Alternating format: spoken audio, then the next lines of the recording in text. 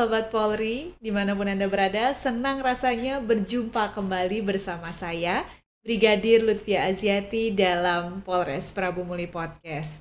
Yang pastinya, kami akan memberikan informasi-informasi penting dan juga menarik bersama bintang tamu spesial yang akan kami hadirkan di studio Polres Prabu Muli Podcast. Dan pada segmen kali ini telah hadir bersama saya, Mitra Polri yang memiliki peran penting dalam memberikan informasi-informasi kepada masyarakat khususnya di Kota Prabu Muli, yaitu ada Ketua PWI Kota Prabu Muli, Bapak Mulyadi atau yang biasa disapa dengan Kak Kemong ya Kak. Dan juga ada Bapak Abdullah Doni alias Aba, yaitu Ketua SMSI atau Serikat Media Siber Indonesia untuk Kota Prabu Muli. Bagaimana kabarnya hari ini? Alhamdulillah baik. Alhamdulillah luar biasa. Dan yang pastinya pada hari ini kami akan memberikan informasi-informasi terkait dengan peran dari media sendiri dengan Polres Prabu Muli dan juga apa sih tugas-tugas dari PWI sendiri dan juga apa itu SMSI dan lain sebagainya. Nah, sebagai pembuka nih Kak, bagaimana sih sejarah terbentuknya dari PWI dan SMSI ini sendiri? Bisa coba dijelaskan? Baiklah, saudara Ibu Vivi, terima kasih kepada Kapolres yang sudah mengundang kami di sini. Adapun sejarah singkat PWI ini secara nasional, Persatuan Wartawan Indonesia adalah organisasi wartawan pertama di Indonesia yang berdiri pada tanggal 9 Februari 1946 di Surakarta, dan tanggal tersebut juga diperingati sebagai Hari Pers Nasional. PWI menjadi wadah para wartawan untuk memperjuangkan bangsa lewat tulisan. PWI sendiri mempunyai keanggotaan yang berasal dari seluruh Indonesia, dan PWI juga mempunyai visi dan misi. Di antaranya visinya menjadikan PWI organisasi profesional dan bermartabat di era transformasi lengkap media dengan spirit kebangsaan, kebebasan, dan kreativitas digital. Adapun misinya menjadikan PWI organisasi profesional dan bermartabat di era transformasi lengkap media dengan spirit kebangsaan dan kebebasan dan kreativitas digital. Wartawan juga merupakan ujung tombak menangkal berita-berita hoaks yang makin banyak beredar di media-media sosial dengan melaksanakan tugas dan profesional sesuai dengan kode etik dan jurnalistiknya. Adapun hoaks bukanlah produk jurnalis, namun seringkali dikaitkan dengan pemberitaan karena itu wartawan harus bisa menangkal dan memberikan informasi yang benar kepada masyarakat, tentu dengan menjalankan kode etik jurnalistik. PWI juga harus memberikan pemahaman kepada masyarakat tentang produk-produk jurnalis yang bisa dipercaya dan berita bohong atau hoaks yang tidak perlu dibaca ataupun disebabkan di media sosial. Mungkin itu saja sejarah singkat untuk PWI. Selanjutnya mungkin kita nanti akan membahas masalah kode-kode etik jurnalistik. Berarti sudah sangat lama Ya. PWI sendiri dari 1946. Iya, hampir sama dengan usia Indonesia saat ini. Ya. Nah, kalau dari SMSI sendiri nih, bagaimana sejarah terbentuknya ini? Jadi kalau kita bicara sejarah terbentuknya Serikat Media Siber Indonesia, seperti sedikit menyambung dari nah ada sedikit kaitan antara SMSI dan PWI. Karena SMSI itu sendiri lahir dari tokoh-tokoh PES dari pengurus pusat dan daerah dari PWI yang saat itu khawatir memang banyak tidak memiliki harapan akibat dampak dari disrupsi teknologi informasi. Jadi kehadiran kemajuan perkembangan dunia teknologi digital dalam hal ini media sosial saat itu sangat membayangi. Jadi sangat membayangi pelaku-pelaku perusahaan-perusahaan konvensional baik cetak, elektronik maupun online. Sehingga dari berkumpulnya para tokoh PES, para senior PBI saat itu lahirlah SMSI. Jadi SMSI ini lahir akibat dampak untuk menangkal disrupsi teknologi informasi saat itu. Jadi pelaku-pelaku baik wartawan ataupun perusahaan PES kalau istilah kita sebutnya galau. Ya. Istilah anak sekarang Iya, galau ya Pak ya. Enggak lahirlah SMSI dan diresmikan di Banten pada tanggal 7 Maret 2017 kalau nggak salah. Jadi 7 Maret 2017 lahirlah Serikat Media Cyber Indonesia di Banten. Dan secara singkat 2 tahun kemudian digelarlah kongres untuk pertama kali di Jakarta tahun 2019. Untuk kongres pertama kali sekaligus memperingati ulang tahun SMSI yang kedua.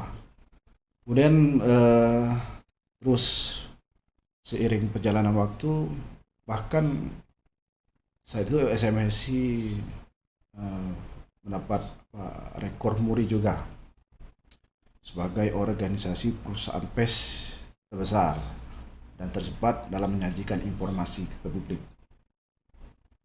Jadi dalam hitungan jam dia bisa ribuan informasi yang disampaikan, bahkan tercatat di rekor muri. Ya. Nah, untuk pasca sudah menjadi konstituen, jadi SMSI sudah menjadi konstituen Dewan PES, artinya perpanjangan tangan dari Dewan PES sekitar 3 tahun yang lalu, tahun 2020. Jadi SMSI sah resmi menjadi konstituen Dewan PES seperti organisasi yang melahirkannya, PBI, itu pada tahun 2020. Jadi konstituen Dewan PES. Cuman kalau di SMSI dia fokus ke sesuai dengan visi misi, artinya sebagai organisasi perusahaan PES. Ya, ini menjadi wadah untuk perusahaan-perusahaan PES. Nah, kalau PBI sebagai induk yang melahirkannya dia organisasi wartawan, organisasi PES. Jadi kalau PBI ini lebih ke orangnya, tapi SMS ini ke perusahaan yang melalui wartawan seperti itu. Tugas dari PBI dan SMSI sendiri itu gimana Pak? Apakah sama ataukah terdapat perbedaan? Misalnya nih kalau PBI tugasnya secara umum kan itu menolongin orang-orang atau wartawannya. Tugasnya bagaimana? Nah, kalau SMS itu sendiri bagaimana? Kalau masalah itu pasti namanya. Yang namanya SMSI kan dilahirkan dari PBI. Iya. Artinya pasti sama, cuma tetap ada bedanya kan. Ya, kalau PBI dia lebih mengedepankan gimana menciptakan seorang jurnalistik wartawan itu yang profesional, yang bermartabat, yang melaksanakan tugas jurnalistiknya secara kode etik jurnalistik sesuai undang-undang PES. Jadi ada pedoman. Kenapa? Sesuai di undang-undang PES pasal 7 kalau nggak salah, itu sangat jelas bahwa wartawan itu memiliki dan harus mematuhi kode etik jurnalistik. Nah, sangat jelas itu kan di pasal 7 di undang-undang PES itu.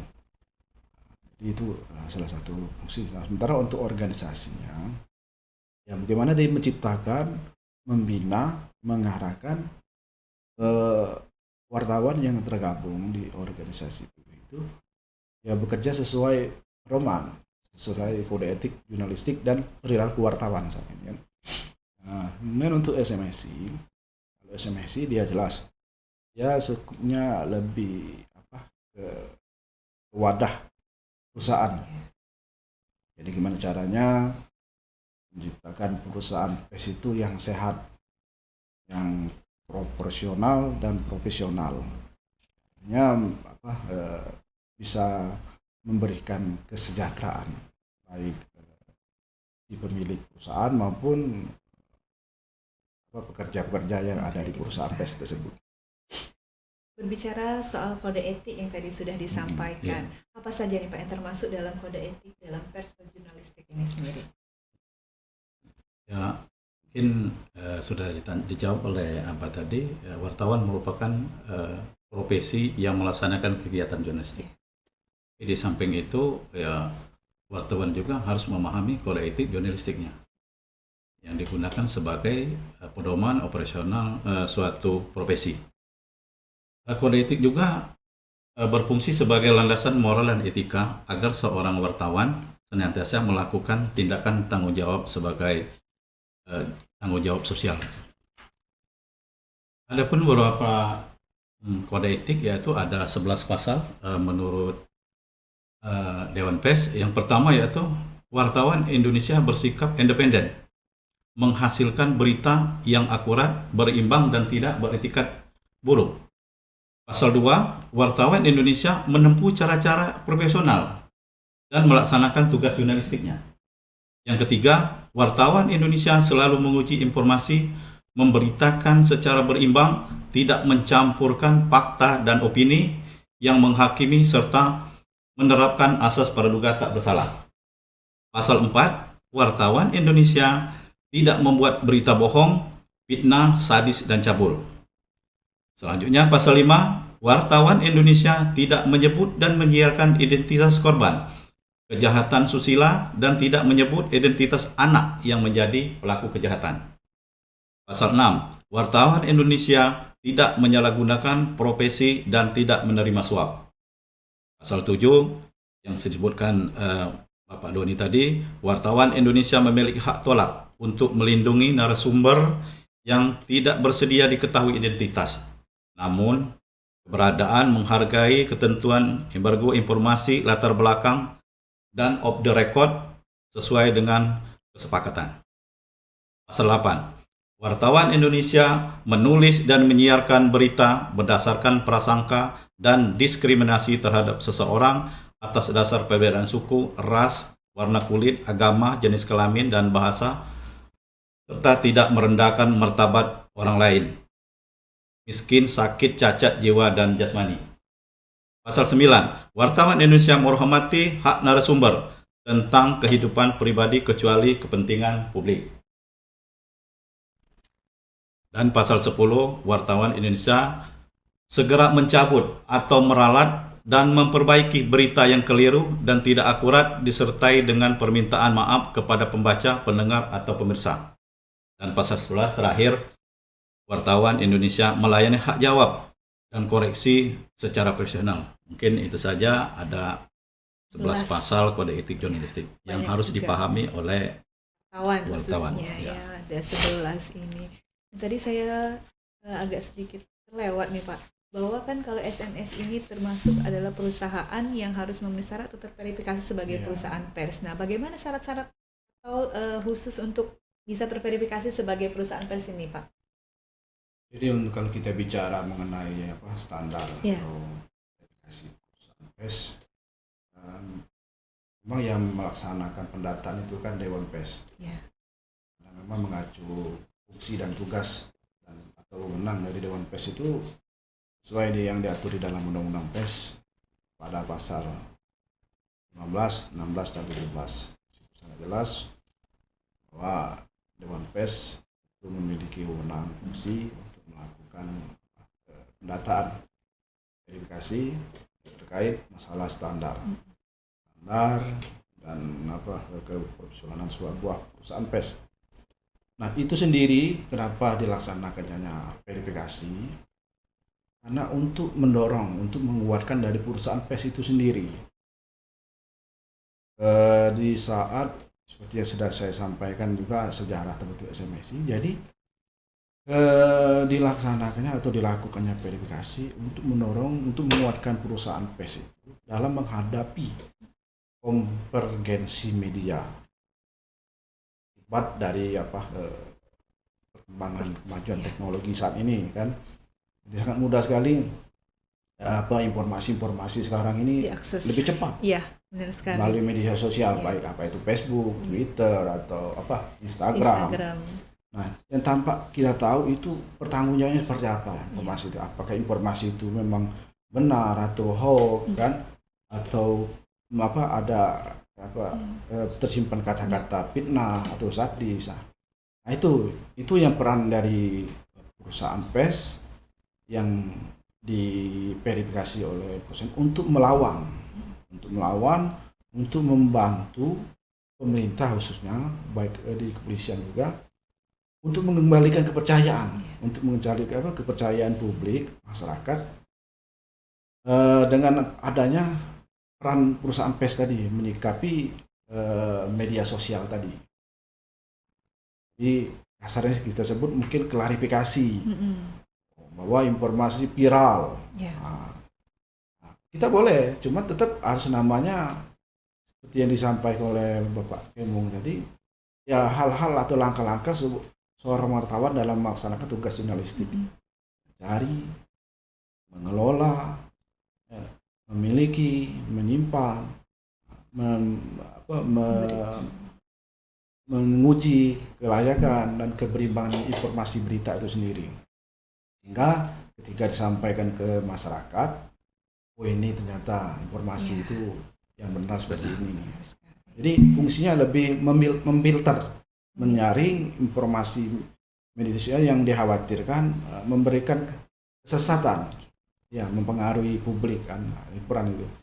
Dan itu juga kalau kita bicara prosedur atau aturan terkait masalah dilakukannya standar atau verifikasi Dewan Pers, itu sebenarnya lahir atau meratifikasi menindaklanjuti dari verifikasi perusahaan pers ini mengacu terhadap hasil dari Piagam Palembang tahun 2010. Jadi di saat itu ada 17 perusahaan media yang berkumpul yang membahas masalah untuk dimulainya standar perusahaan pers tahun 2010.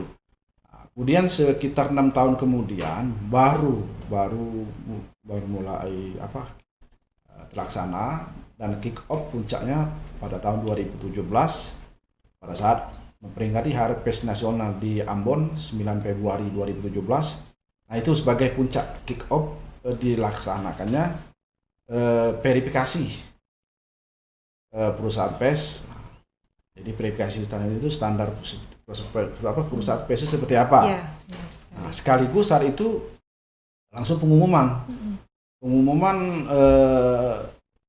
sebanyak 77 perusahaan media atau media online cetak TV yang pertama kali lolos atau terverifikasi administrasi dan faktual di Dewan Pers. Ada 77 media kalau salah saya. Nah, itulah sejarah dilaksanakannya verifikasi Dewan Pers. Di samping untuk menghadapi, menangkal adanya konvergensi media akibat kemajuan teknologi informasi saat itu, kemudian juga untuk membentuk sebuah perusahaan pers yang sehat, membentuk sebuah kerja di perusahaan pers itu yang profesional dan mampu menciptakan kesejahteraan bagi pelaku usaha media pers itu. Jadi untuk keanggotaannya sendiri di Prabu Muli khususnya nih, ada berapa perusahaan yang tergabung dalam SMS ini? Kalau untuk perusahaan yang tergabung di SMSI, jadi SMSI ini bisa dibilang baru 2 tahun nih. 2 tahun ya? Itu baru 2 tahun terbentuk. Ya, ini 2 tahun terbentuk setelah konstituen Dewan Pers 2020. Nah, ini sudah umur 2 tahun SMSI. Sekarang ini tercatat yang sudah tergabung perusahaan media online lokal, media online lokal di Borneo ada sekitar 45. Banyak juga ternyata ya. Dan terbanyak lah di Sumatera Selatan. Terbanyak, alhamdulillah. Mungkin Prabu Muli ini perekonomiannya bagus sehingga melahirkan perusahaan-perusahaan media juga banyak. Ya, bahkan ya mungkin terbanyak seperti yang saya bilang tadi. Ya, ada 45 media online yang tergabung. Nah, ini juga sekali kita tambah juga menjadi visi misi kita juga untuk mengajak teman-teman juga kan untuk sama-sama untuk memenuhi standar dari perusahaan pers melalui SMSI. Benar sekali. Ya. Nah, sejauh ini nih Pak, bagaimana sinergitas antara wartawan sendiri dengan Polres Prabu-Muli? Karena kan wartawan sendiri itu adalah mitra Polri yang paling utama untuk saat ini Iya. sebagai sarana untuk menyampaikan informasi kepada Betul. masyarakat. Nah, sejauh ini bagaimana sinergitas antara wartawan sendiri dengan Polres Prabu-Muli khususnya?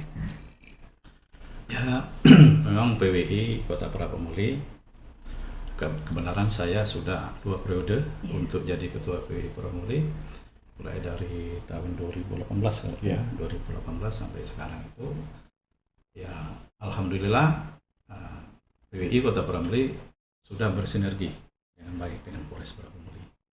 Mudah-mudahan ke depan mungkin lebih baik lagi nanti ke depan.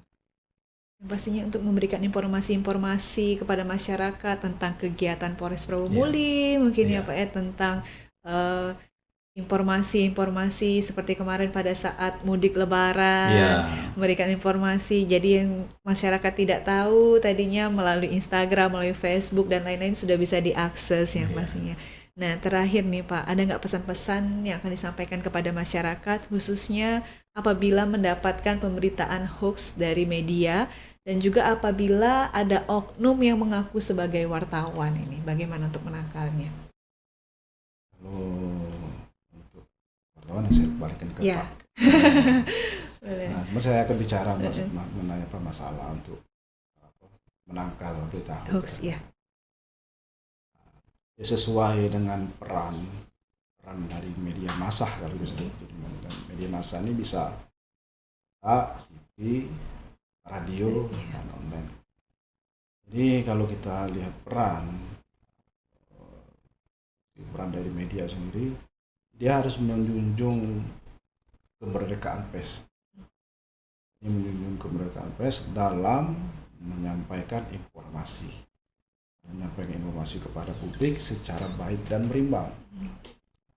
Kemudian juga karena tadi dasarnya kemerdekaan pers, dia juga harus tidak ada tekanan baik secara kapitalis maupun politiknya sesuai dengan yang disebut tadi di kode etik di pertama, kode etik jurnalistik di poin di pasal pertama independen. Jadi seorang wartawan aktivis itu harus independen, harus menjaga netralitas, tidak ada pengaruh, tidak ada tekanan, sehingga dia bisa menyajikan informasi yang baik dan sehat, yang memberikan edukasi yang positif buat masyarakat kan. Karena memang peran atau hubungan media baik di kepolisian maupun di pemerintah itu sangat kuat sekali. Iya, sangat sekali. Karena bisa mempengaruhi ke tingkat masyarakat. Jadi saat itu masalah untuk menangkal berita hoax ini, jadi antara media dan mitra seperti Polres Prabu-Muli khususnya dan pemerintah Kota Prabu-Muli ini yang hari ini bersama-sama ya kita menjaring, memfilter setiap informasi yang diterima agar dikaji, diuji dulu, yang langsung disampaikan ke masyarakat dan juga bersama-sama juga dengan Polres Prabu-Muli untuk menghimbau untuk menyampaikan informasi dari pihak kepolisian melalui media cetak, online atau TV, sebuah informasi yang benar, yang berimbang. Ya, jadi perlu makanya roh sebuah berita itu cek dan balan, artinya cek kemudian berimbang. Nah, itu marwah sebuah berita, artinya disitulah akan lahirnya sebuah informasi yang baik dan benar. Jadi bukannya langsung ini informasi ini seperti ini langsung disebarluaskan. Jadi jangan dikaitkan antara fakta dan opini. Iya, benar sekali. Menambahkan sedikit Pak Bu. Jadi terkait masalah kewartawanan tadi, wartawan atau dosen itu wajib diuji kompetensinya sesuai dengan dasar hukum profesi yaitu Undang-Undang Pers 40 tahun 99.